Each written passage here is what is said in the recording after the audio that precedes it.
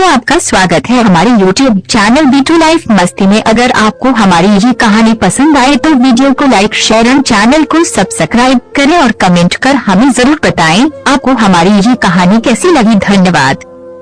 एक राधे श्याम नामक युवक था। स्वभाव का बड़ा ही शांत एवं सुविचारों वाला व्यक्ति था। उसका छोटा सा परिवार था जिसमें उसके माता पिता, पत्नी एवं 2 बच्चे थे। सभी से वो बेहद प्यार करता था। इसके अलावा वो कृष्ण भक्त था और सभी पर दया भाव रखता था। जरूरतमंद की सेवा करता था, किसी को दुख नहीं देता था। उसके इन्हीं गुणों के कारण श्री कृष्ण उससे बहुत प्रसन्न थे और सदैव उसके साथ रहते थे। और राधे श्याम अपने कृष्ण को देख भी सकता था और बातें भी करता था। इसके बावजूद उसने कभी ईश्वर से कुछ नहीं मांगा। वे यह बहुत खुश रहता था क्योंकि ईश्वर हमेशा उसके साथ रहते थे, उसे मार्गदर्शन देते थे। राधे श्याम भी कृष्ण को अपने मित्र की तरह ही पुकारता था और उनसे अपने विचारों को बांटता था। एक दिन राधे श्याम के पिता की तबीयत अचानक खराब हो गई। उन्हें अस्पताल में भर्ती किया गया। उसने सभी डॉक्टर्स के हाथ जोड़े, अपने पिता को बचाने की मिन्नतें की, लेकिन सभी ने उससे कहा कि वो ज्यादा उम्मीद नहीं दे सकते और सभी ने उसे भगवान पर भरोसा रखने को कहा। तभी राधे श्याम को कृष्ण का ख्याल आया और उसने अपने कृष्ण को पुकारा। कृष्ण दौड़े चले आए। राधे श्याम ने कहा, मित्र,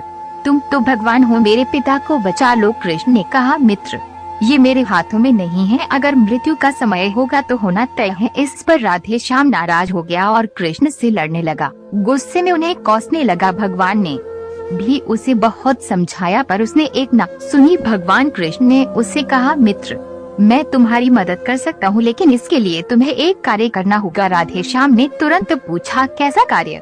कृष्ण ने कहा, तुम्हें किसी एक घर से मुट्ठी भर ज्वार लानी होगी और ध्यान रखना होगा कि उस परिवार में कभी किसी की मृत्यु न हुई हो। राधे श्याम झट से हाँ बोलकर तलाश में निकल गया। उसने कई दरवाजे खटखटाए। हर घर में ज्वार तो होती, लेकिन ऐसा कोई नहीं होता जिनके परिवार में किसी की मृत्यु ना हुई हो। किसी का पिता, किसी का दादा, किसी का भाई, माँ, काकी या बहन। 2 दिन तक भटकने के बाद भी राधे श्याम को ऐसा एक भी घर नहीं मिला। तब उसे इस बात का एहसास हुआ कि मृत्यु एक अचल सत्य है। इसका सामना सभी को करना होता है, इससे कोई नहीं भाग सकता। और वो अपने व्यवहार के लिए कृष्ण से क्षमा मांगता है और निर्णय लेता है जब तक उसके पिता जीवित हैं उनकी सेवा करेगा। थोड़े दिनों बाद राधे श्याम के पिता स्वर्ग सिधार जाते हैं। उसे दुख तो होता है, लेकिन ईश्वर की दी उस सीख के कारण उसका मन शांत रहता है। दोस्तों, इसी प्रकार हम सभी को इस सच को स्वीकार करना चाहिए कि मृत्यु एक अचल सत्य है। उसे नकारना मूर्खता है। दुख होता है, लेकिन उसमें फंस जाना गलत है, क्योंकि केवल आप ही उस दुख से पीड़ित नहीं है, अपितु संपूर्ण मानव जाति उस दुख से रूबरू होती ही है। ऐसे सच को